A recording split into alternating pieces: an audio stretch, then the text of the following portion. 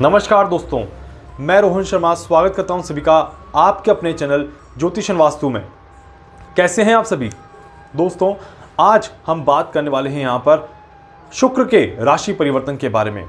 शुक्रदेव यहां पर राशि परिवर्तन करने वाले हैं और साथ ही साथ हमारी एक और भविष्यवाणी यहां पर सही होते हुए दिखाई दे रही है।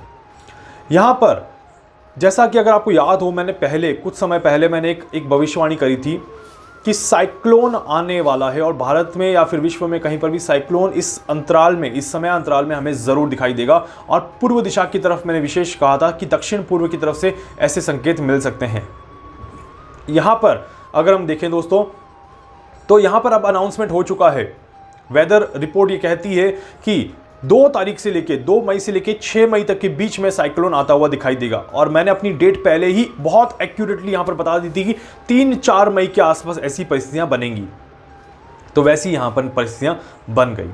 शुक्र का राशि परिवर्तन कहीं ना कहीं इस बात को और भी ज्यादा प्रखर करता है, इस बात को और भी ज्यादा सटीक बताता है। तो इसीलिए ग्रह हमेशा आपको इंडिकेशंस देते हैं और ग्रह हमेशा बताते हैं कि वो क्या खेल खेलने वाले हैं या फिर किस तरह की परिस्थितियां पैदा कर सकते हैं। बहुत सारी कैलकुलेशंस होती हैं और बहुत डीप एनालिसिस होता है इन सभी चीज़ों को जानने के लिए। ये कोई 5 मिनट का खेल नहीं है कि आपने देखा और आपने बोल दिया कि ऐसा होने वाला है, ऐसा नहीं होता है। यहाँ पर दोस्तों अब अगर हम बात करें कि अब शुक्र जो ये राशि परिवर्तन करेंगे तो ये क्या करने वाले हैं। शुक्रदेव यहां पर राशि परिवर्तन करके आने वाले हैं वृषभ राशि, अपनी ही राशि के अंदर। शुक्र जब अपनी राशि में प्रवेश करेगा तो वहां पर बुध और राहु ऑलरेडी विराजमान रहेंगे, ऑलरेडी बैठे हुए रहेंगे। मतलब कि शुक्र का स्वागत किया जाएगा बुध और राहु के द्वारा। राहु और शुक्र देखने में तो ऐसे तो हम सभी को पता है कि शुक्र जो हैं वो राहु के मालिक हैं, राहु के गुरु हैं, दैत्यों के गुरु हैं। शुक्राचार्य नाम सभी सुना होगा आपने।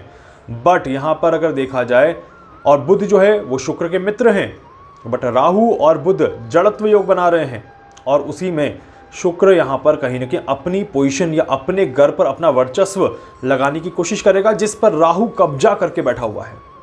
ये बिल्कुल अगर मैं इसको बहुत साधारण तरीके से आपको बताऊं, बहुत सिंपल तरीके से आपको बताऊं, तो ये परिस्थिति बिल्कुल ऐसी है कि एक मकान है जिस पर मकान मालिक के अलावा किसी और ने कब्जा किया हुआ है, जो कि राहु है आपका।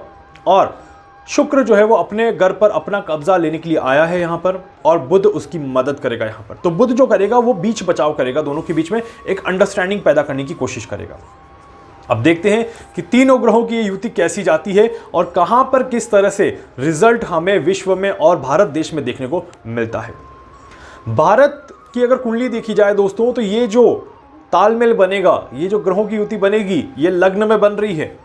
लग्न में इस तरह की चीज़ों का बनना एक बड़ा असमंजस भी पैदा करता है और बड़ा रिलीफ भी देता है। दोनों ही चीज़ें मैं आपको एक्सप्लेन करूंगा यहाँ पर कि आखिर होने क्या वाला है। देखिए, बहुत अच्छी बात क्या है। अच्छी बात यह है कि शुक्र की डिग्री जो है वो अभी शुरू होगी, मतलब कि बढ़ता हुआ शुक्र रहेगा, मतलब कि day by day the power will increase. तो वहां पर राहु की पावर तो है उल्टी चल रही है, डिक्रीज हो रही है, बुध की इंक्रीज हो रही है और शुक्र की भी इंक्रीज हो रही है। और ज्योतिष शास्त्र में शुक्र को जीवन संजीवनी कहा गया है। मतलब कि अगर आपको कोई काम बनाना हो या अगर आपका कोई काम अटक रहा हो, जीवन में रस नहीं है, रस लाना हो, तो कहीं ना कहीं शुक्र बहुत बड़ा रोल प्ले करता है। जीवन संजीवनी का मतलब है कि जीवन में एक नई शुरुआत को पैदा करना, एक नई उमंग जगाना। ये नई उमंग और नई शुरुआत का कार्य करता है शुक्र। और शुक्र जब अपने घर में आ जाए टॉरस में, तो वो काफ़ी ज़्यादा शानदार रिजल्ट देने की कोशिश करता है। तो यहाँ पर वृषभ लग्न की कुंडली, भारत की कुंडली, और भारत की कुंडली के लग्न में ही जब शुक्र आएंगे दोस्तों, तो अगेन ये जो वैक्सीनेशन, जो शुरुआत हो रही है वैक्सीनेशन की, ये वैक्सीनेशन एक बड़े लेवल पे यहाँ पर किया जाएगा और इस वैक्सीनेशन के रिजल्ट्स भी जो है वो बड़े अच्छे यहाँ पर निकलते हुए दिखाई देंगे। साथ ही साथ आपको कुछ और भी सुनने को मिलेगा, जो कि मैं आपको बताता हूं अभी। शुक्र ग्रह, मैंने पहले भी कहा था, शुक्र एक ऐसा प्लैनेट है जो नई दवाइयों को पैदा करने में मदद करता है, नई दवाइयों के आविष्कार में मदद करता है।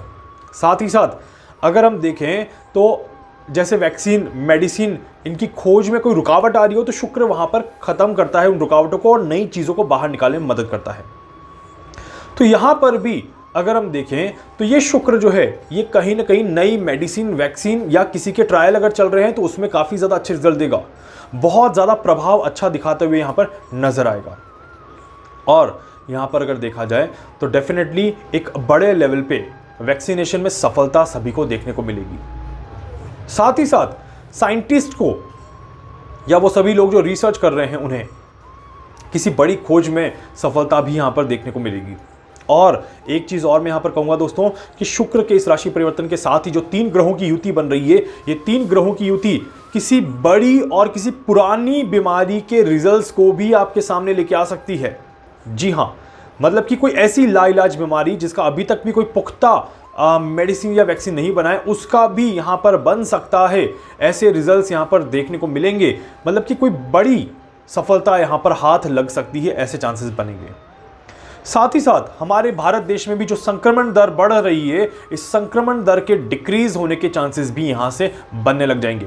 मतलब कि संक्रमण दर, जो इन्फेक्शन रेट जो 4 लाख टच कर चुका है, ये 4 लाख भी कम हो जाएंगे। और धीरे धीरे देखिएगा संक्रमण दर और रिकवरी में जो लेवल है वो इक्वल आ जाएगा। जहां पर अभी 1 लाख का डिफरेंस है, हालांकि ये डिफरेंस डे बाय डे कम होता जा रहा है।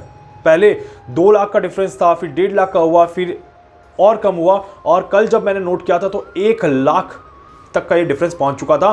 साथ ही साथ अगर आप देखेंगे तो डेथ रेट जो है वो अब बैलेंस हो चुकी है, एक जगह पे रुक चुकी है, अब आगे नहीं बढ़ेगी, और अब डेथ रेट भी जो है वो डिक्रीज हो जाएगी यहाँ पर।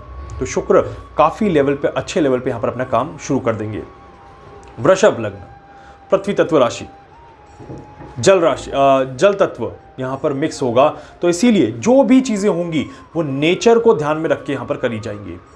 इसीलिए दोस्तों यहाँ पर मई के महीने में मैंने प्राकृतिक घटनाओं के बारे में जरूर कहा है। भूकंप आ सकता है, साइक्लोन आ सकते हैं, बारिश हो सकती है, एकदम से मौसम का परिवर्तन होना ये बिल्कुल स्वाभाविक है यहाँ पर। इसीलिए जब ऐसी सारी चीज़ें हों तो परेशान मत होइएगा। और साथ ही साथ बिजली भी गिर सकती है, और बिजली गिरने से कुछ हादसे भी हो सकते हैं, ये भी यहाँ पर देखा जाएगा। एक चीज़ और देखी जाएगी, भारत के अलावा दूसरे देशों में भी पानी को लेके, फ्लड को लेके, तूफान को लेके कोई बड़ी बातचीत करी जाएगी यहाँ पर, और ऐसी चीज़ें बनेंगी कि कहीं और भी साइक्लोन आ सकता है या कहीं और भी चीज़ें इस तरह से हो सकती है। कहाँ एग्जैक्ट मैं अभी भी कैलकुलेशन कर रहा हूँ, क्योंकि मुझे अभी भी थोड़ा कैलकुलेशन बाकी है कि एग्जैक्ट और कहाँ ये आ सकता है, बट जल्दी मैं आपको इसके बारे में भी अपडेट करूँगा। अब इंपॉर्टेंट चीज़ की, ये जो आएगा तूफान, साइक्लोन या जो भी, इससे कितना नुकसान होगा, इससे कोई बहुत ज़्यादा भारी नुकसान नहीं होगा, बिल्कुल बैलेंस्ड नुकसान होगा। बट हाँ, क्योंकि मई के महीने में मैंने पहले भी प्रेडिक्शन कर दिया है कि मई के महीने में कुछ ऐसी घटना घटेगी जिसमें 50 से 400 लोगों तक के बीच में नुकसान होने के चांसेस बनते हैं। अब मैं इंतज़ार कर रहा हूँ कि वो कौन सी घटना है और वो कौन सा दिन है। पूरी कोशिश करूंगा कि उस घटना के घटने के 2 दिन पहले तक मैं आपको बता दूं कि ये वो समय अंतराल है जहां पर वो घटना घट सकती है, और इस समय में वो घटना घट सकती है। मतलब इतनी डिटेल कैलकुलेशन में करने की कोशिश कर रहा हूं। उम्मीद करता हूं कि मैं इस कैलकुलेशन में सफल रहूंगा। इसके अलावा दोस्तों, आप सभी को अब घबराने की जरूरत नहीं है। देखिए, शुक्र जो है वो खुशी का कारक है, शुक्र जो है वो सुकून का कारक है, और शुक्र जो है वो कहीं ना कहीं रिलीफ का कारक है। तो यहाँ पर बुध और शुक्र मिलकर रिलीफ देने की कोशिश करेंगे, राहु के जो प्रभाव है उसको ब्रेक करने की कोशिश करेंगे। और बस यही प्रे करिएगा आप सभी जने कि यहां से लेके 14 मई से पहले चीजें बहुत हद तक कंट्रोल में आ जाएं तो अच्छा है। सूर्य आने से पहले ही चीजें अगर ठीक हो जाएं तो काफी हद तक अच्छा रहेगा। नहीं तो जैसे जैसे सूर्य बढ़ेंगे वैसे वैसे चिंताएं बढ़ सकती हैं, बट वो चिंताएं कोरोना को लेकर नहीं होंगी, उन चिंताओं पे बहुत सारी दूसरी चीजें होंगी। जैसे कि एक बहुत क्लियर चीज जो यहां पर देखने को मिल रही है, बहुत ही जल्द आपको शायद इसका न्यूज भी मिलने लग जाएगा। मिलिट्री फोर्स का इस्तेमाल कहीं ना कहीं किया जाएगा, ये बात मैंने पहले भी कही थी। और साथ ही साथ चाइना की तरफ से या किसी न किसी देश की तरफ से किसी न किसी देश के ऊपर कोई बड़ा प्लानिंग करी जा सकती है, कोई बड़ा एग्जीक्यूशन किया जा सकता है। एंड मुझे पूरा यकीन है कि चाइना कहीं ना कहीं प्लान कर रहा है या कोई और देश यहाँ पर प्लान कर रहा है। तो इसीलिए ऐसी न्यूज़ भी हमें जल्दी देखने को मिलेगी। उम्मीद करता हूँ बहुत ज़्यादा नुकसान कहीं पर भी नहीं होगा, और चीज़ें जो रहेंगी वो बैलेंस सिचुएशन पे रहेंगी, और आप सभी को अच्छे रिजल्ट्स देखने को मिलेंगे। उम्मीद करता हूं दोस्तों कि वीडियो आपको अच्छा लगेगा। वीडियो को लाइक कर दीजिएगा, चैनल को सब्सक्राइब कर दीजिएगा, बेल आइकन पे जरूर से क्लिक कर दीजिएगा। इसके अलावा अगर आप मुझसे कुछ पूछना चाहते हैं, कुछ जानना चाहते हैं, अपनी कुंडली का एनालिसिस करवाना चाहते हैं, आप मुझसे संपर्क कर सकते हैं। मैं पूरी कोशिश करूंगा आप सभी की हर संभव मदद यहाँ पर कर सकूं। धन्यवाद।